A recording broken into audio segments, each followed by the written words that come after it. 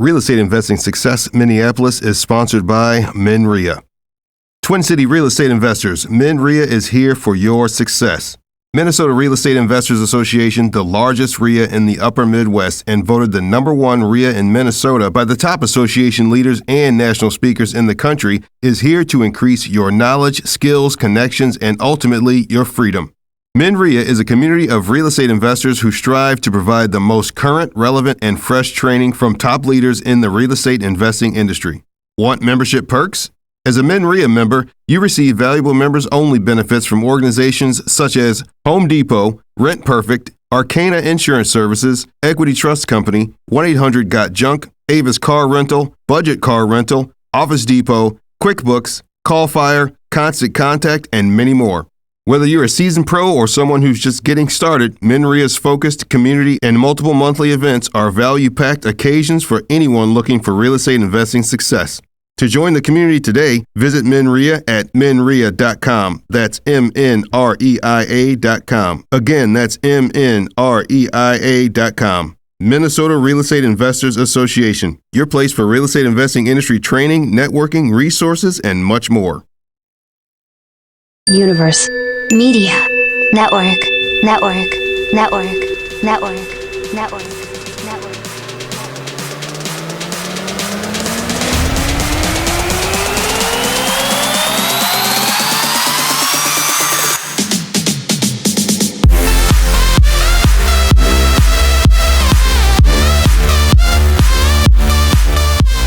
We're here today with Matt Brawner. Okay, so first question I ask everybody. Matt, are you ready to talk some real estate investing with me today? Boy, I think I'm as ready as I'm going to be, Antonio. Appreciate you having me on the show. Yeah, thanks a lot for being here. Got a lot of Minnesota, Minneapolis, St. Paul people coming in lately, and it's a blast. It's a blast because I know you already know the Midwest is a hotbed for real estate investing. So, yeah, you're in the right place, I think. All right. I would agree with that, but I'm biased, I guess. Okay. All right, Matt. So aside from your busy real estate investing world, tell us a little bit about your personal life. Sure. So I am born and raised in the Midwest, grew up in Omaha, Nebraska, made my way to Minnesota actually for the first time back in 2011, and then had some other opportunities career-wise, personally as well. Ended up down in Texas where I met my wife, and then I moved my whole family back up to Minnesota. So I chose to be here. I chose the cold, and now I'm blessed to have a beautiful wife, 3 young kids under the age of 6, and we love calling Minnesota home. Wow. So now my first thought is, so you say your wife, she's born and raised in Texas? She is. So she must really, really love me to be able to come up here to Minnesota. And then she likes it here. She's even getting excited for fall and all the other seasons and buying into the idea that it's a good thing when seasons change, the leaves, the whole 9 yards. Yeah, you know where I was heading. You know where I was headed with that question. All right, cool. So let's get into it. As a co-founder of Endurus Capital, what was the spark that got you really excited about starting that organization, and what keeps you really motivated to keep it going today? Appreciate the question. I've been fortunate to be investing in real estate since 2011, as have my partners in Endurus Capital, Todd Dexheimer and Drew Whitson.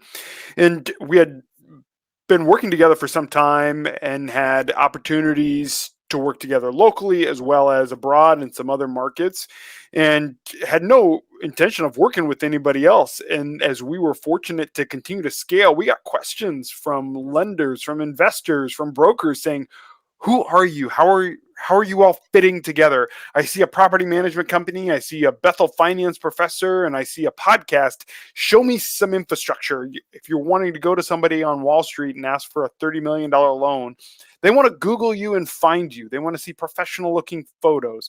They want to be able to understand infrastructure and how everything works together.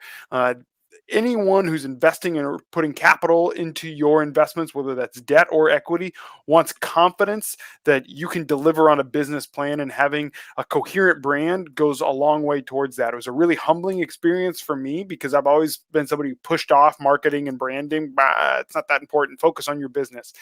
And to some extent, I still believe that's true. There are people who get it started right away and they don't have a any properties or anything like that. And they're like, well, I want to focus on my brand, my website. It's like, let's build a little bit of a business here, and then we can go from there. But it does come back around. And I would say that we've had a very successful year, blessed in that regard, but it's because of many things, not the least of which has been a good branding strategy, I would say.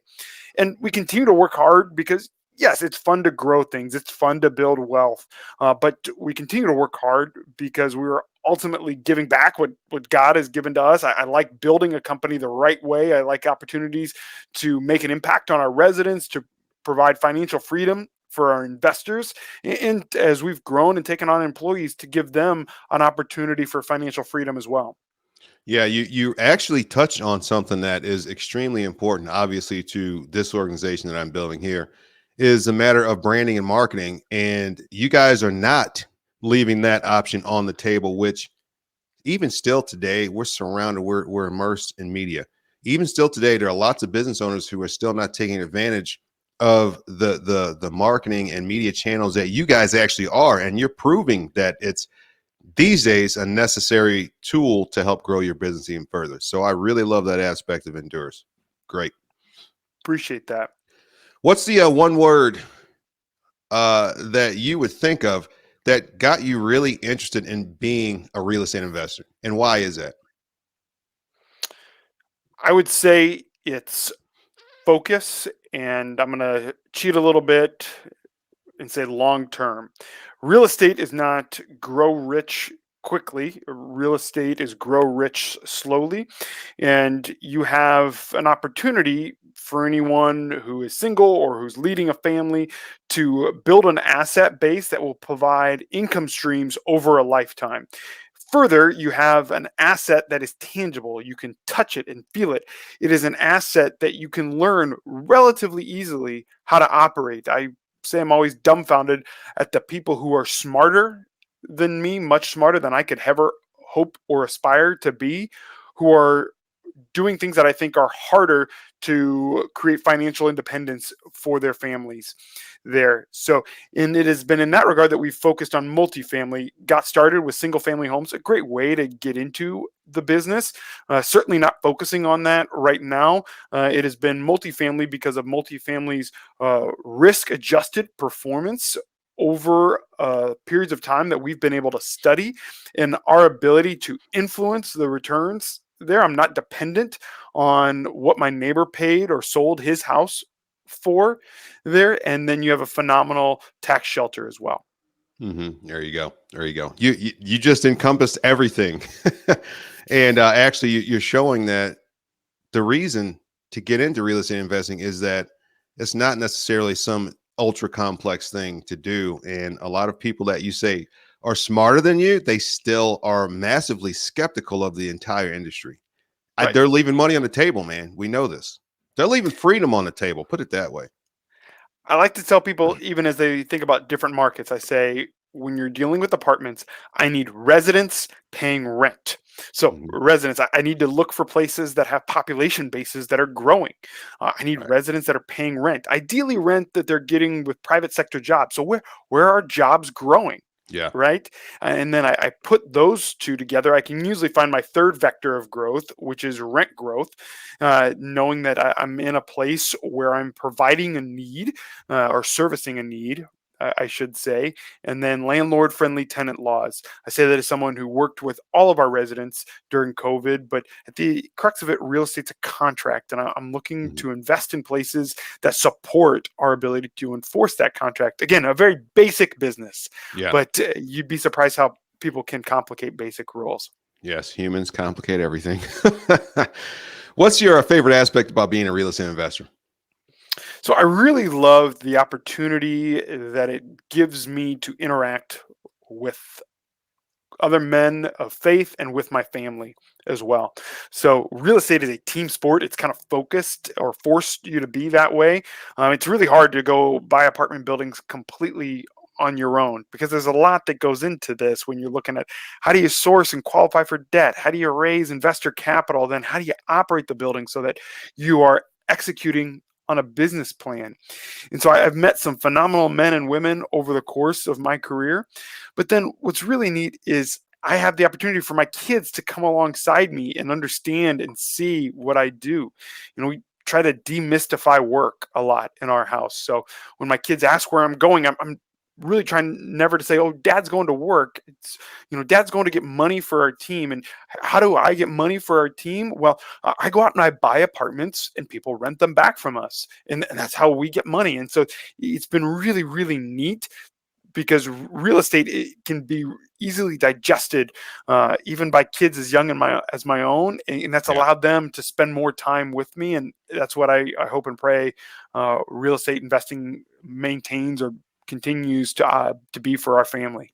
Yeah, you're operating the family dream because Right, to have knowledge like that, to be able to immediately pass down to your children as young as they can comprehend, man, that's the dream, man. That's the dream. right, Yeah. right. Now, I know there's no way your entire journey has been perfect with no trips and falls. So, throughout your entire journey so far of real estate investing, what was that time when you would say that you would call your most unsuccessful time? I would say the transition from single family homes to multifamily real estate, as we were building out our single family home portfolio, and I say we intentionally because I'm fortunate to have 5 other partners, in addition to our partners within Endurus Capital, who've helped build out this portfolio. Just had the idea that real estate anywhere and everywhere was a good investment. Didn't matter the asset class, didn't matter the neighborhood. As long as I can rent it, I can make money on it. And we learned some very painful lessons along the way. And again, it goes back to some simple lessons. The best way to be successful in real estate is to buy well located assets. It's the one thing I can't change with money, right? I can fix anything on a property except where it's located there, and there are going to be problems intrinsic to that for the life of the investment if you pick the wrong location. And then the next piece is that real estate is a product like any other product is created. Products have problems as they go on in their lives. It even applies to humans, right? As we get older, we have more medical issues. So older real estate product has significant mechanical issues that'll crop up. And we learned some painful and expensive lessons buying older homes on the east side of St. Paul, that we were fortunate to basically get our investment back. But man, it was really hard along the way, a lot of heartache and headaches, and just to be able to maintain our original investment. Wow, what was the period of time you would say you guys went through a really difficult time? Was it a year, a couple years, few years? It was about a year, I would say. About a And, year. I fortunate now Endurus is growing, but Mhm. the real estate, people sometimes paint it with a mythical picture of saying, "Hey, just buy this property, put a for rent sign out, the tenants come in and they pay rent Right, on time and they just do what they're supposed to right. do, and everything just kind of happens right as planned." Like real estate in and of itself is no different than the corner store, Yeah, right? yeah. It's dollars in, dollars out. So Mhm. right now, there's certainly challenging times and challenging aspects of real estate, and that'll be forever the case. There are just things about real estate that help me see it as a positive for my family. So today, what would you say is the positive goal you're really focused on in your business? Sure. So we are, and you can see this on our website. We want to acquire and operate $1 billion worth of real estate. And we want to do that for the benefit of our residents. We believe that we are responsible operators and owners, that we provide clean, comfortable, modern housing for those who live in our properties. For the benefit of our investors, we don't like growing just to be able to beat our chest, but we like growing because that means other people have opportunities to come alongside you. And that can also apply to your business partnerships. One of the neat things about multifamily real estate is you've just got an economy of scale that's large enough that other very professional, reputable partners can be a part of what you're doing, which is just a little bit harder when you're dealing with a single family home. Again, I got into the business that way, have all the respect in the world for people just starting out operating single family homes. This is just kind of how I think about my business now Mhm. with regards to multifamily real estate.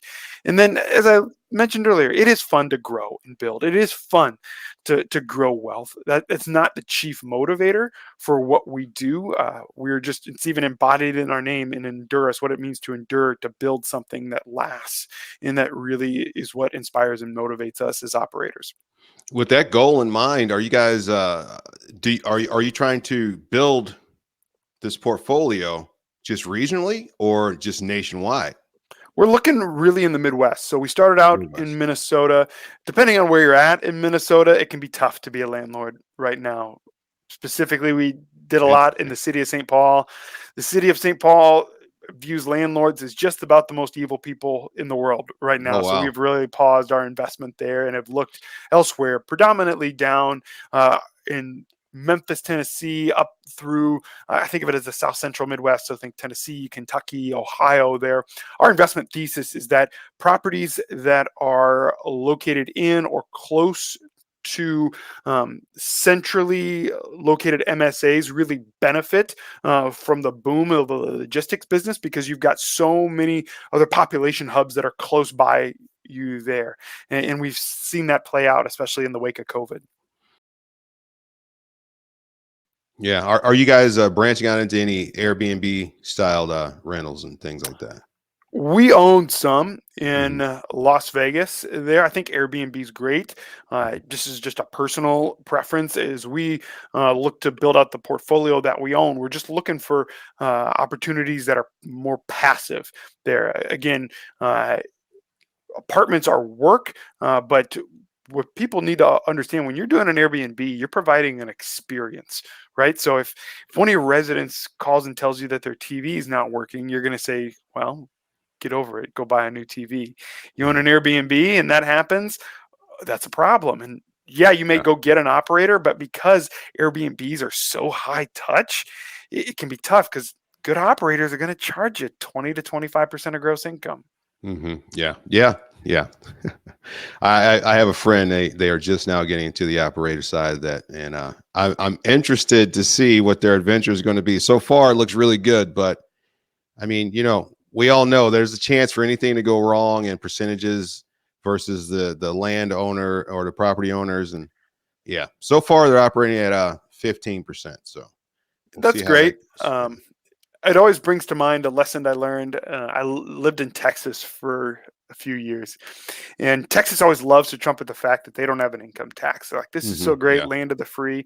Well, what they don't tell you is that their property taxes are exorbitant Yeah. and more than make up for the income tax that you would pay in other states, right? So it's a shell game. The Yeah. government gets its money, which is my takeaway here. And that's one of the things I'm watching with Airbnbs. Most local municipalities are starting to say, okay, if you're going to behave like a hotel, we're going to tax you like a hotel. True. Yeah. And so that's on the horizon. Yeah. It's kind of terrifying. Right. Oh man. So what's your favorite technology you tend to use in your business day to day? So we operate with a number of the software platforms that are common in multifamily. Resman, Yardi, Buildium, all have pluses and minuses there. Uh, I'm always a little bit skeptical on anything that uses daily pricing just because I've always been able to beat it, right? I've always been able to go and find better market rents, and I find myself correcting my property manager when they do have pricing that's supposed to adjust within the market. So we've built a lot of highly sophisticated tools using Google Sheets for a lot of the reporting that we depend on to monitor the performance of our properties. What's your current portfolio look like these days? So on our website, you'd see we're fortunate to have our hands in about 4,400 units. Now, assets are bought and sold there, so that exact number can change with time. But we are really focused on 1980s, 1990s product in Class B neighborhoods throughout some of the markets that I expressed earlier or that I talked about earlier.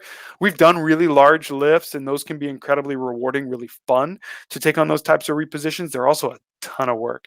So we're looking to be able to execute more limited value add strategies, even management plays on properties where it's just a more scalable solution that we see. Matt, if people want to get involved with you, they want to work with Endurus, they want to do some good things, throw some deals in your lap, make things easy for you, how do they get in touch with you? Best way is to go through our website, enduruscapital.com, Endurus capital, capital.com. They can also send me an email at matt@enduruscapital.com. All right. Since entering into the real estate investing world, what would you say you're most grateful for? It's the people. You can't operate in this business as a lone wolf.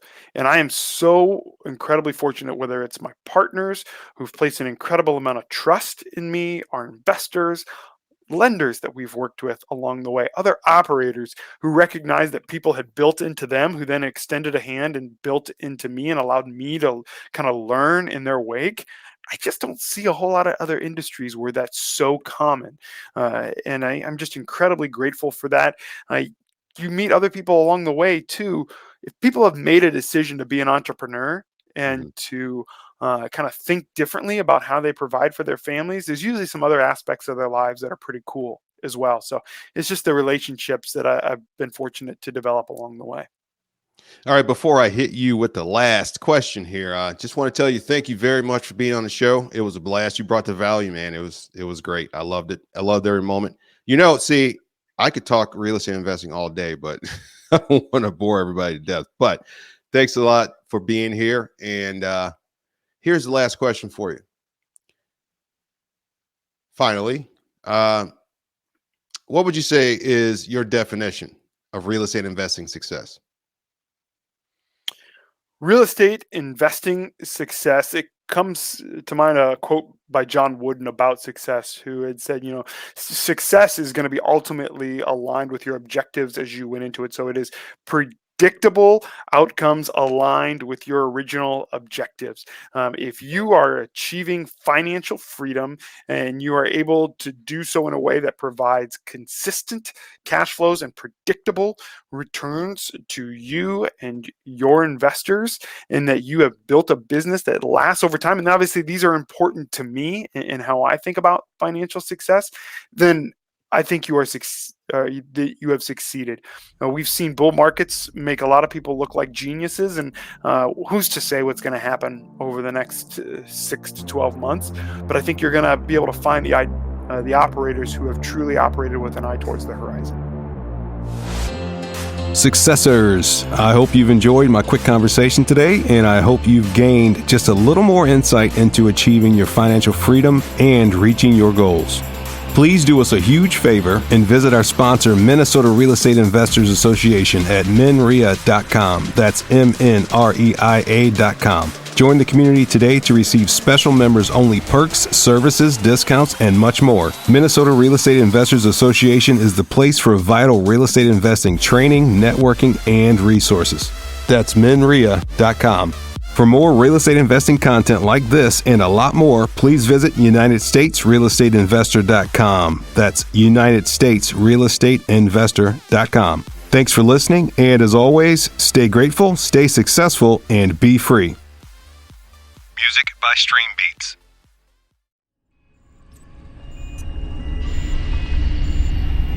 Universe Media Mastering. Your audio more listenable.